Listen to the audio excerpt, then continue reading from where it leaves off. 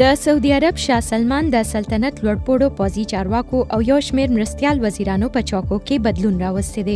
د چیف اف سټاف جنرال عبدالرحمن بن صالح البنیان پر ځای لومړی لیوټیننټ جنرال فیاض بن حامد الرویلی د پوځ مشر وټاکل شو. د اقتصاد، امنیت، مهنت او افرادي قوت په وزارتونو کې د بدلون سربیره په غیر عادي ډول یوه ښځه نایب وزیره وټاکل شوه.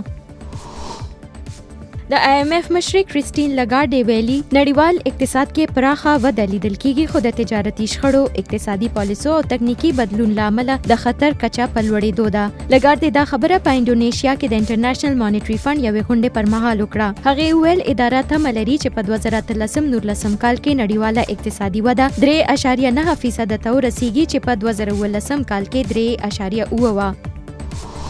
په هند کې د هولي د رنګونو په دغه میله کې نه یوازې خلک په یو بل رنګونه اچوي، بلکې د لاټمار تقریب له مخې ښځې په ډنډو نارینه هم وهي. یوه ښځه لتا وایي موږ د هولي لپاره یو میاشت مخکې تیاریانې کوو. موږ ډیر بادام، پستا، کوچ او شوده استعمالو چې د هولي لپاره راکې طاقت موجود وي. په دغه میله کې ځوانان، بوډاګان او ماشومان ټول برخه اخلي.